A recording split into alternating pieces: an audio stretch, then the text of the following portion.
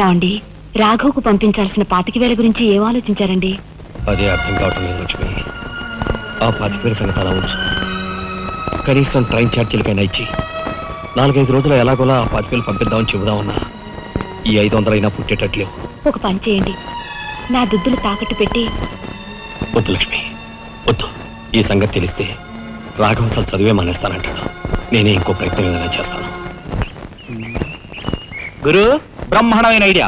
ఈ డొక్కు కెమెరా అమ్మేస్తే కనీసం 200 రావచ్చు. నేను 10th క్లాస్ పాస్ అయినప్పుడు మా నాన్నగారు కొనిచ్చిన వాచ్ ఇది అమ్మితే 100 గ్యారెంటీ. ఈ కళ్ళజోడు ఉంట్రా, ఇవన్నీ అమ్మగా వచ్చిన డబ్బుతో కనీసం మా అన్నని ఈ రాష్ట్రంలో దాటించలేం. ఇంకా 5 రాష్ట్రాలు దాడాలతాను. అదేంటి చూడండిరా, 2,000కి 1 రూపాయి తక్కువ అయితే కెట్టదురా అంటే జిడ్డులో పట్టుకుంటారు. అయ్యో, ఏం జెంట్లమన్ గారు, ఏంటి గొడవ? ఏం లేదు బాబు, మా ఇంట్లో అద్దెకున్న మనిషిని ఖాళీ చేయించి పెట్టవయ్యా అన్న. కాస్త రవిడేజం చేసి దానికి 2,000 అడిగాడు. కొంచెం తగ్గించుకోవయ్యా అన్నాను. చాచి లంపకాయ కొట్టాడు. ఇదిగో మంచి బేరం, 1000 రూపాయలు ఇస్తావా? నీ ఇల్లు ఖాళీ చేయించి పెడతాం. 1000 రూపాయల? అయితే పదండి. ఏంటి పదండి, అవన్నీ మా వల్ల కాదు, మా గురువు వల్లే అవుద్ది. అడ్డుగో.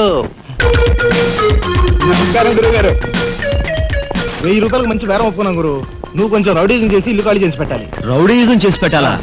రఫ్ ఆడిస్తాయనుకున్నావా? పాపం ఆయన ఇల్లు ఆయన ఖాళీ చేసి పెట్టడంలో తప్పే ఉంది. న్యాయమే కదా. ఒక్కో గురు ప్లీజ్. అంతేనంటావా? సరే బాబు, ఒక మాట, అది సామాన్యురాలు కాదండి. రాలు అంటున్నాడు. కొంపదీసి ఆడదా? అవునండి. ఆడదాని మీద నా ప్రతాపం చూపించడమా? సిగ్గులేదు. బాబు, మీరు ఒక్కసారి వచ్చి చూడండి. అది ఆడది అనుకుంటే మీరు తలొకతోనూ నన్ను తన్నండి. ఇదెక్కడ ఆడదురా అనుకుంటే మీ హెల్ప్ మీరు చేయండి, మీ డబ్బులు మీరు తీసుకోండి. పద.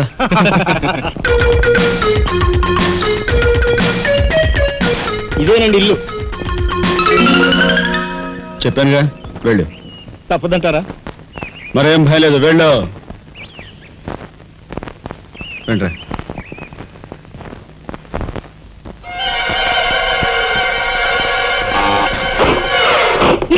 మా ఫ్యామిలీ రోడ్డు మీద ఉందమ్మా. ఈ కన్యాకుమారి స్త్రీలో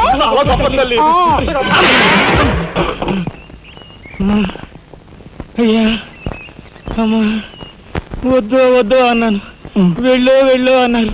తీరా లోపలికి వెళ్ళి చూస్తే అది మాత్రం ఆడదు కాదండి బాబు. దీని సంగతి నేను చూస్తా.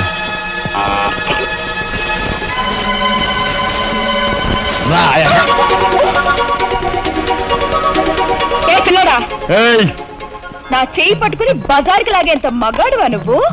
ఎంత ధైర్యం నిన్ను! చేయి చూసావు ఎంత రఫ్ ఉందా? నాతో పెట్టుకోకు, రఫ్ ఆడించేస్తా. నువ్వు నాతో పెట్టుకోకు, నీ పని చెప్తాను. సూరమ్మత, అప్పాయమ్మ, వెంకాయమ్మ, సీతమ్మత. పొడుస్తా. పీకు, నీ బోర్డు పీకు. ఈ కత్తి ముయ్. పొడుస్తా. బోర్డు పీకో. కత్తి ముయ్. బోర్డు పీకో. రాయ్, మీరు లోపలికి రండి రా. దీని తాలూకా ఏది దొరుకుతా తీసి బయటపడండి. హలో మేడం, ఒక్క ఫోటో. Just wait. గొంతు పొడుస్తా. పోదలే పీకో.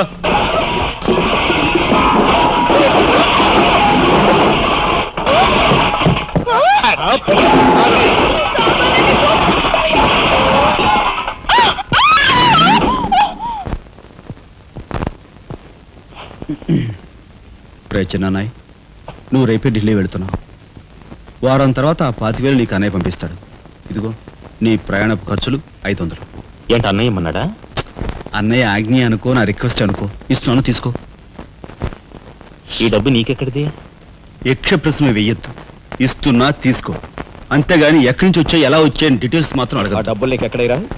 చెప్పానా? యక్ష ప్రశ్న అడుగుతున్నది నేను. ఎక్కడదా ఈ డబ్బు నీకు? అన్నయ్య చిక్కు. అదే ఈ డబ్బు ఎక్కడదా నీకన్నా అడుగుతున్నాను. చెప్పరా? అలా దబాయిస్తా ఉంటానే. నేను దొంగతనం చేసినట్టు, జోబులు కొట్టేసినట్టు. అయితే రౌడీ చేసి సంపాదించావా? నాన్న రౌడన్ గాను. అయితే అప్పు చేసావా?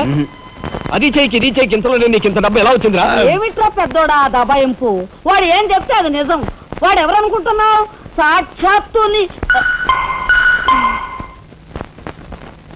అన్నయ్య, ఇప్పుడు వివరాలు ఏమీ అడగద్దు. అన్ని తర్వాత వివరంగా చెప్తాను. వివరంగా చెప్తాడు. వదినా, తప్పు. వదినా, వదినా. ఏం బాబు? ఇదిగో వదినా, అన్నయ్య కోరిక ప్రకారం నీకు పట్టు చీర, బంగారు నగలు. బంగారు నగల? బంగారు నగలంటే బంగారు లాంటి గిల్ట్ నగలు. అయితే రాత్రి మేము మాట్లాడుకున్న మాటలు. అన్నయ్య, ఇప్పుడు వివరాలు అడగద్దు, అన్ని తర్వాత వివరంగా చెప్తాను అన్నానా? ఇప్పుడు వివరాలు ఏం అడగద్దు, తర్వాత అన్ని వివరంగా చెప్తానన్నాడా? ఆ వివరాలు నేను చెప్తాను. అమ్మని, ఇది ఇంటి దాకా వస్తుందని తెలిస్తే అక్కడే నరికి పాతేసేవాడిని. ఎవరమ్మా నువ్వు? సామాన్తో పాటు దిగిపోయావు.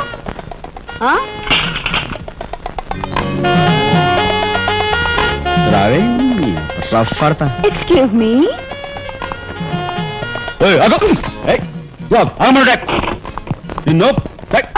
ఏమిటి ఏమిటి దౌర్జన్యం? ఇంట్లో వచ్చింది కాకుండా గది గది వెతుకుతున్నావా? నా శీలం ఏ గదిలో భద్రంగా ఉంటుందో చూసుకుంటున్నాను.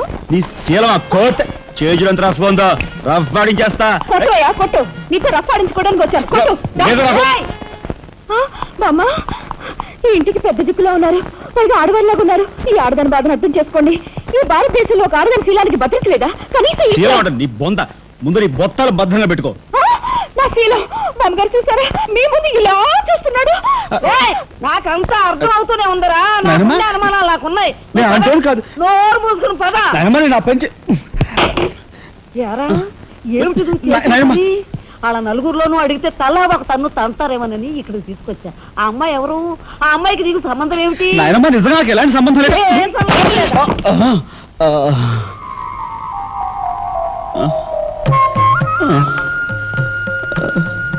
శబరి, ఏం జరిగింది?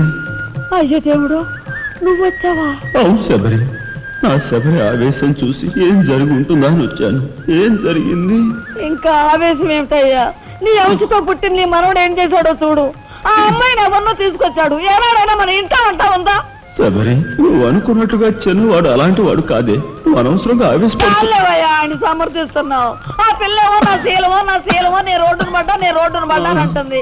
ఇప్పుడు ఏ ఆధారం లేని ఆ పిల్లని మన ఇంట్లో పెట్టుకోవాలా అక్కర్లేదా? చూడు శబరి, నువ్వు కొంచెం చూసి చూసినట్టు. ఏంటి చూసిపోయేది?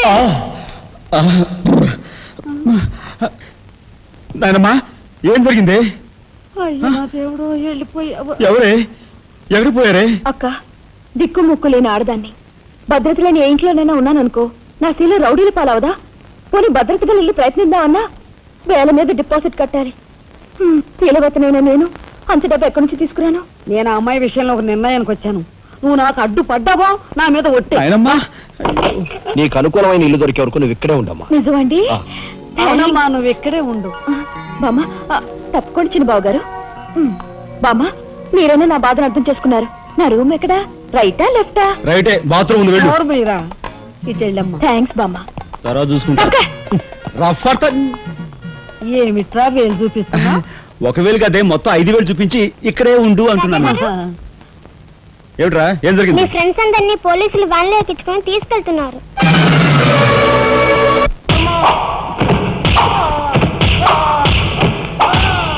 కార్మిక నాయకుడిని చంపింది మీరేనా ఒప్పుకుంటారా లేదా?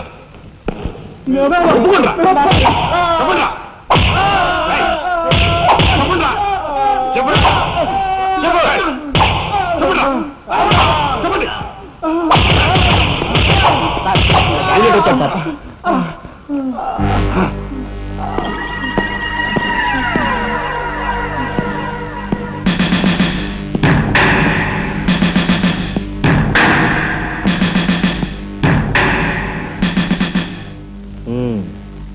నువ్వేనా తొట్టి గ్యాంగ్కి లీడర్వి? తొట్టి గ్యాంగ్ కాదు, అనుకుంటే ప్రాణాలు తోడే గ్యాంగ్. ప్రాణాలు తోడే గ్యాంగ్. అందుకే ఆ కార్మిక నాయకుడు ప్రాణాలు తోడేశారు. అవునా? ఏమిటి? మర్యాదగా నేరం ఒప్పుకో, లేకపోతే మేమేం చేస్తాం మాకే తెలియదు. మీకే తెలీదా? పాపం ఆయనకే తెలియదంట. ఏమిట్రా వెటకారం? ఉండేలా ఉంది. మర్యాద రాగి అని నోరు పారేసుకున్నావో చెయ్యి చూడు ఎంత రఫ్ గా ఉంది.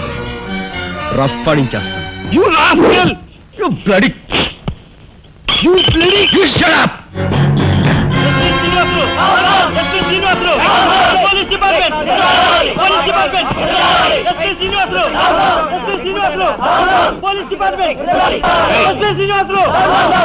ఒకసారి ఆగాలి. కార్మిక నాయకుడిని చంపింది ఏకాంబరమేనని నేను జర్నలిస్ట్ గా పేపర్ లో రాశాను కూడా. ఆ విషయం ఊరందరికీ తెలుసు. అయినా మీరు ఎందుకు యాక్షన్ తీసుకోండి? ఏమిటో కబుర్లు చెప్తున్నావు? కబుర్లు కాదు, జనం దగ్గర ఉన్నవి కంకర్రాళ్ళు. ఒక కార్మిక నాయకుడు దారుణంగా హత్య చేయబడితే మీ డిపార్ట్మెంట్ ఏం చేస్తుంది అని ఈ జనం మిమ్మల్ని నిలదీయడానికి వచ్చారు. దోషుల్ని లోపల పెట్టి తగిన విధంగా శిక్షించి అసలు విషయం రాబడుతున్నాం. ఇందులో మీరు వచ్చారు. ఎవరండి దోషులు? నిరుద్యోగులైన ఆ యువకులు మీ పోలీస్ వాళ్ళకి దోషుల్లా కనిపిస్తున్నారా? నిజమైన దోషులు ఎవరో నేను చెప్తాను. నా దగ్గర కొన్ని ఆధారాలు ఉన్నాయి. మీకు చావుంటే చేయగల దమ్ముంటే వాళ్ళని పట్టుకోండి. అంతేకాని అమాయకులు నిర్బంధించి రాక్షసంగా ప్రవర్తిస్తే మా పత్రికా లోకం చూస్తూ ఊరుకోదు. నిజాన్ని నిర్భయంగా రాసి దేశానికి సార్ చెప్తుంది. సభాష్ మిస్టర్ దాశరథి, మీలాంటి జర్నలిస్టుల వలన నిజంగా దేశానికి ఎంతో మేలు జరుగుతుంది. Thank you very much. నిజాలు తెలుసుకోకుండా ఇలా పశువులా ప్రవర్తించి మీ పోలీస్ డిపార్ట్మెంట్ పరువు తీకు సిగ్గుచేటు. పోలీసులు! పోలీసులు! Police department! పోలీసులు! పోలీసులు! అసలు అతుకుల్ని! అసలు అతుకుల్ని! లోపల రండి దాశరథి గారు. మీ దగ్గర ఉన్న ఆధారాలతో చట్టానికి సహకరించండి. రండి. కమ్.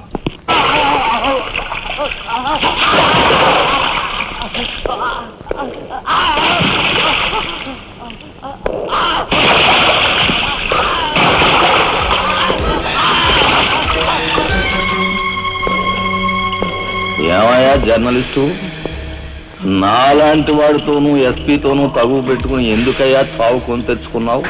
మనిషిని చంపటం ఆటవికం. You are right. అందుకేనయ్యా నువ్వంటే నాకు చాలా ఇష్టం. చచ్చిపోయే ముందు కూడా ఇలా రెచ్చిపోవడం దేశంలో ఎంతమందికి సాధ్యం? తమ్ముడు, వీడు దేశానికి పనికొచ్చే జర్నలిస్ట్లా ఉన్నాడు. వదిలిపెట్టేద్దామా? ఊరుకోనయ్యా, మనల్ని ఎండగట్టి వాడి పేపర్ సర్క్యులేషన్ 3,000 నుంచి 30,000 పెంచుకున్నాడు. చాలా. తమ్ముడు చెప్పింది నిజమే. మమ్మల్ని బజారుకి ఇచ్చి నీ పేరు ప్రతిష్టలు పెంచుకున్నావు. మరి మా పరువు ప్రతిష్టలు కూడా మేము కాపాడుకోవాలి కదా. అయినా మనిషిని చంపేయడం అంటే సరే కానీ.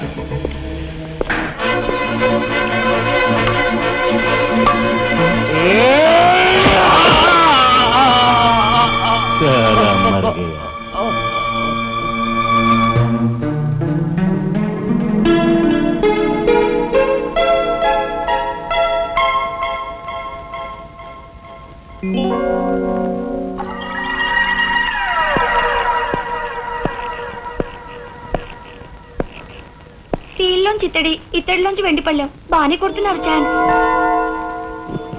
బంగార పళ్ళెం గుద్దే ఛాన్స్ కూడా నాకు వస్తుంది.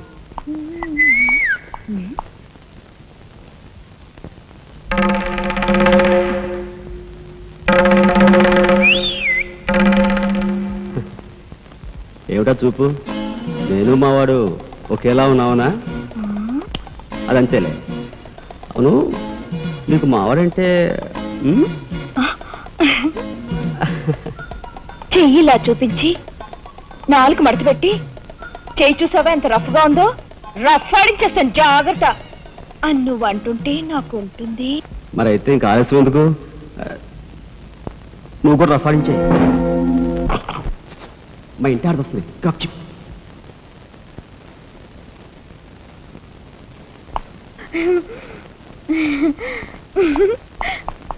ఇదెక్కడ సవితి పోర్రా దేవుడా! శీలవతి అంట, శీలవతి సింగినాథం జీలకర్రాను. నా మొగుడు ఫోటో చూసే ఇది ఒళ్ళు తెలియకుండా ఇట గెంతుతా ఉంది. ఆయనే బతుకుంటే ఈ చిత్రాంగ నా మొగుడిని ఎప్పుడో లేపుకెళ్ళిపోయేది. కుమారి కన్యాకుమారి అంట. కన్యాకుమారి రోగం వదిలిపోయింది.